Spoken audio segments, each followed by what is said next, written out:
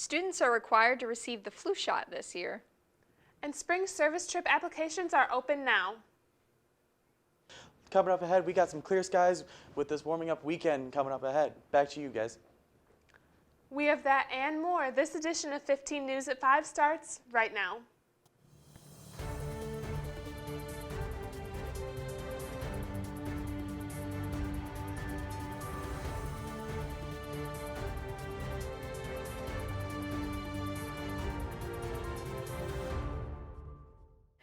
Thank you for joining us on 15 News at 5. I'm Tabitha Bartoe. And I'm Lizzie Nosek. An email went out to students on October 8th announcing that it would be mandatory for students to receive a flu shot this year. Students can receive their shots at vaccine clinics held in the Brown and Gold Room in the Har Union on November 4th from 9 a.m. to 12 p.m. or November 12th from 1 to 4 p.m. If none of these times work, students should call the health center for an appointment or go to a local pharmacy. The flu shot is covered under most insurance plans. Students must receive the vaccine no later than November 19th. Students then will be required to submit proof of vaccination to an online portal. Any questions should be sent to flushot@valpo.edu. St. Baldrick's is coming back to Valparaiso University. The event will be taking place Sunday, November 7th from noon till 4 p.m. in the community room of the Christopher Center. They are looking to reach a goal of $15,000 and are only $4,000 away. If you would like to donate, you can donate at the table in the Union. Additionally, you can go to the St. Baldrick's website for the university to donate. Students, faculty, and advisors will soon experience an updated user interface for DataVU when planning and registering for courses. The new interface features a more robust and easy-to-navigate catalog search feature and allows students and advisors to plan for future terms in addition to immediately upcoming term registration. Course registration features include an experience similar to online shopping in which students can add a section to their schedule in advance of the registration time, like adding an item to an online cart. After students meet with their advisor, they can simply click Register Now to check and complete course registration. When their registration time begins, online resources are also there to help students and staff navigate the updated system that is available at confluence.valpo.edu. Additionally, the help desk at valpo.edu staff will be available for additional support throughout the advising and registration process.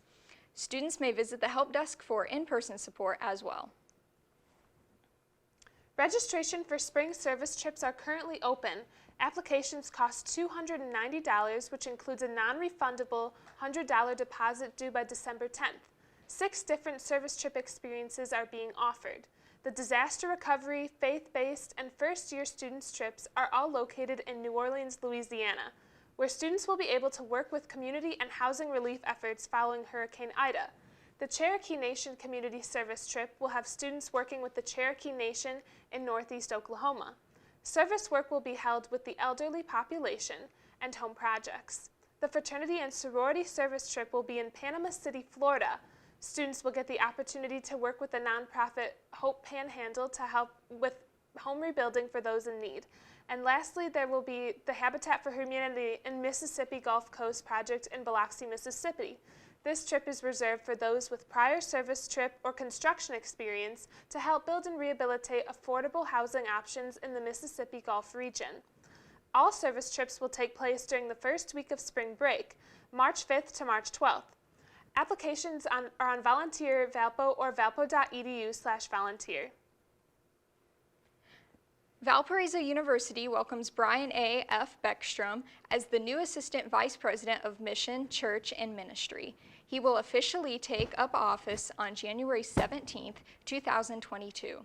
From there, he will be a part-time member of the faculty until June 6, when he will be working full-time.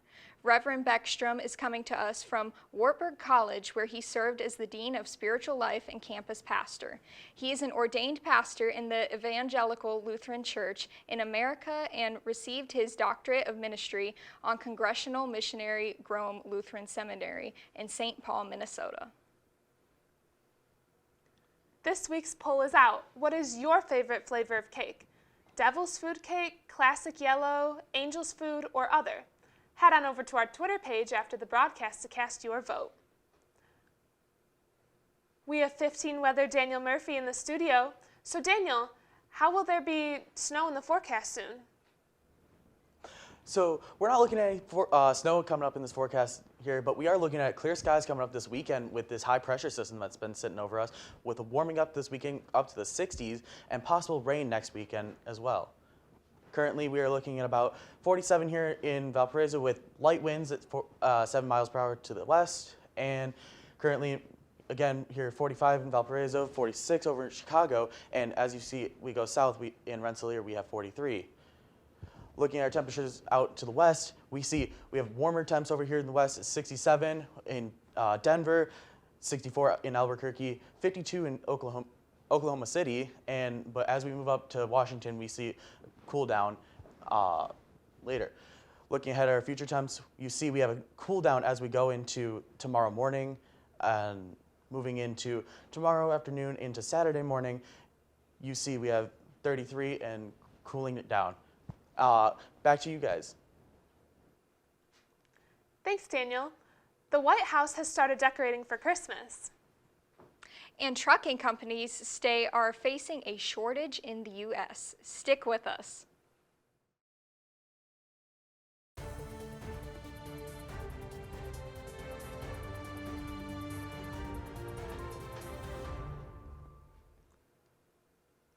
The holidays take a lot of preparation, and many places are getting ready now. One of those places is the White House, where staff traveled to North Carolina to pick out this year's Blue Room Christmas tree. Steve Owensorge reports. With what seemed like a caravan in tow, White House Grounds Superintendent Dale Haney led the picking process in Ashe County. Yeah, I don't see any holes in this tree either. They had plenty of trees to choose from. This field of giants is part of Peak Farms, and grower Rusty Estes has been through this before. It's the ultimate as a tree grower. This is the third time a tree from his farm is headed to the Blue Room. White House officials say it's a habit they like. Because we can always find the right trees here. They searched a couple of hours yesterday, and today it was time to pick just one. They did. I think this is it. A 19-foot-tall Fraser fir, made official with the official ribbon. And let's not forget the handshakes. It is a donated tree, after all. And soon the real work will begin. They'll cut the tree later next month and then ship it up to Washington, D.C., and present it to the First Lady on the Saturday before Thanksgiving. Do your holiday shopping now. That's the advice of owner of a trucking company who says that the trucker shortage in the U.S. will continue to raise prices and worsen the supply chain slowdown. And as Camilla Bernal explains, despite efforts by the White House to fix the problem, many in the industry do not see a quick solution. Being a truck driver will be Ray Stewart's second career. I am a barber, licensed barber. Pandemic, the need for truck drivers, and a possible higher income motivated him to enroll in a truck driving academy. We've definitely seen a major increase. But despite the increase in future truck drivers, experts say it's just not enough to deliver your food, clothes, and especially now, your holiday gifts. According to the American Trucking Association, the industry is about 80,000 drivers short. Trucking company owner Will Cibrian sees it firsthand. I'm advertising every day. Weeks go by, and I don't get a call. Truck drivers move 71% of the U.S. economy's goods, and the shortage is already impacting many other industries. If trucking companies stop, America stops. Everything that we consume, the vast majority of things, whether it be cars, clothes, food, even food products, a lot of stuff comes from overseas. While President Joe Biden directed the ports of Los Angeles and Long Beach to move to 24/7 operations, Cibrian believes it will not be enough. It doesn't matter how long they're open because there's other issues that are preventing us from picking up: driver shortages and equipment shortages. Creating a snowball effect. If you're going to do your holiday shopping, do it now, because things are going to run out. It's going to be scarce. Meanwhile, Stewart hopes to be behind the wheel by the end of the year.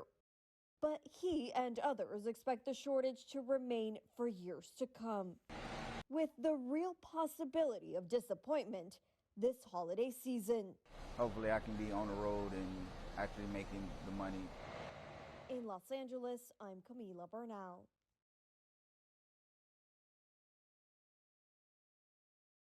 Now for an undeniably positive and inspiring story out of Wyoming, where a 94-year-old woman is spreading kindness across her community and across the nation. Haley Roeder reports. And I send them in my Christmas greeting. If you've been around Casper, Wyoming, you've probably noticed 94-year-old Selma Schneider. For years now, Schneider's been proudly giving out free hug coupons to spread kindness. I thought it would be nice to have the hug coupons to hand out to others.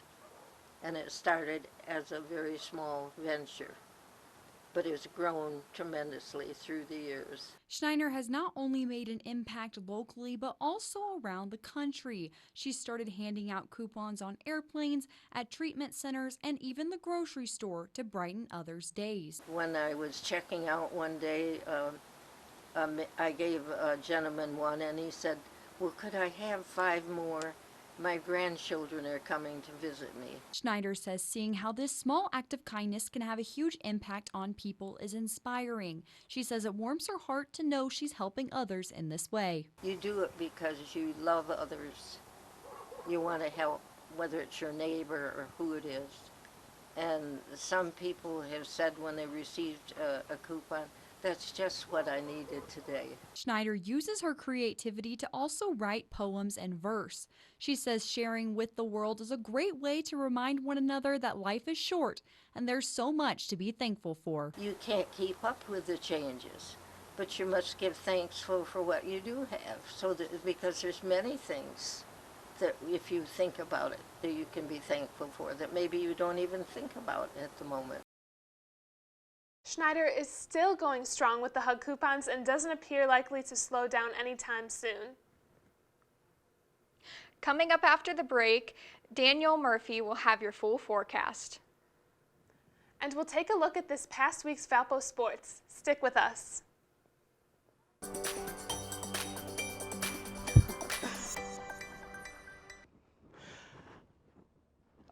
Coming up, we have some clear skies coming up with this weekend, with the warm temperatures up to the 60s coming up, with possible rain next week as we move into the next week. Currently in Valparaiso, it is 45 here with a western wind at 7 miles per hour, just nice and breezy, not too much around here. 45 again here in Valparaiso, 46 over here in Chicago, but 41 in DeKalb as we move out west. Looking at our CONUS temperatures, you see we have 63 up here in Billings with this nice ridge coming up from the Mexico area and bringing up warm temperatures and this will move into our area. As you can see from here, we move in with colder temperatures moving into our area on Friday morning, but we see that coming in from the west and bringing in these warmer temperatures into the area later on. Looking at our radar, we see nothing much for precipitation coming up this week into the weekend. Nothing much. Maybe a line of clouds coming up Saturday morning or afternoon, but nothing much else. Looking at our future wind gusts, over there in Rockford, we see 29-mile-an-hour wind gusts, some breezy stuff out there with 17 off the lake in Michigan City and Benton Harbor, and even over here in South Bend. Looking ahead, those wind gusts don't slow down much at all. Looking at 13 with 11 here in Valparaiso and 17 over there in Chicago, and even 34 over there in Rockford again. But coming up this weekend, we have daylight savings time Sunday night, and we have nice 10 hours of daylight coming out on Sunday, but then moving into December, we lose about 55 minutes of daylight as we go on for the rest of the month into next month. Tonight we are looking at 28 degrees with tomorrow being a high of 50 degrees and sunny with no clouds. And then looking at our 7-day forecast, you see we warm up as we move into Sunday, Monday, and Tuesday, and with a possible rain shower on Thursday. Back to you guys. Thanks, Daniel. After the break, we'll have a recap of this past week's sports.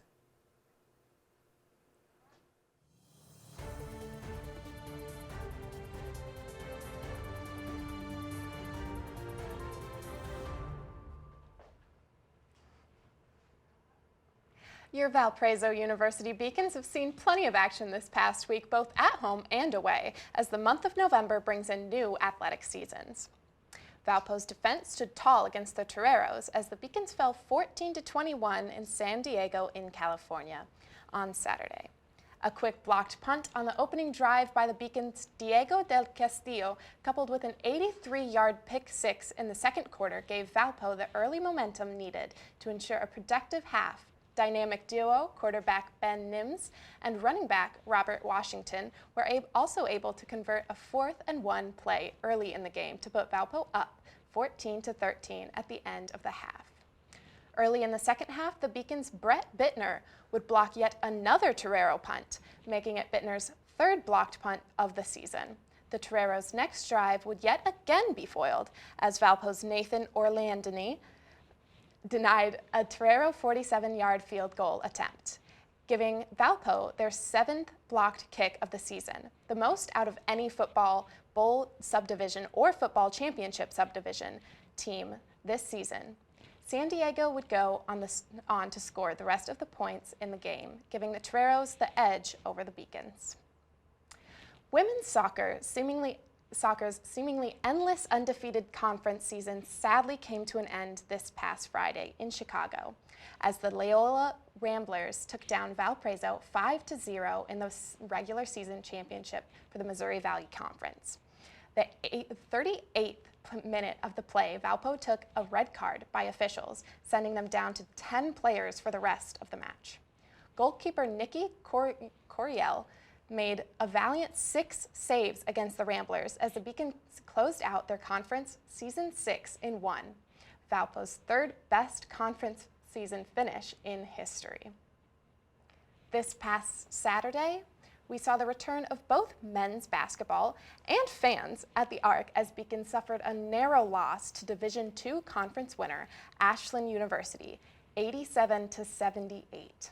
Valpo's Sheldon Edwards was dominating the court with 32 total points and 7 total three-pointers made.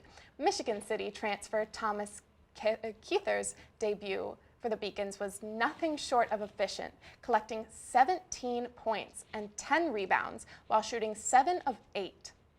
Be on the lookout for more Valpo athletics coming soon, including the men's basketball's exhibition matchup against Flagler tonight at 6 p.m., the women's soccer Missouri Valley Conference semifinal on Friday, November 5th, and women's basketball season opener at the Arc on Wednesday, November 10th at 6 p.m.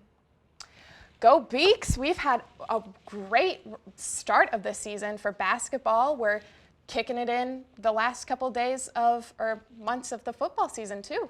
Yeah, I completely agree. I can't wait for that basketball game tonight too. It's exciting to transition seasons. Like, we're getting into the winter sports. Basketball's great here. It's really great. All right, after the break, we will have a final look at the weather.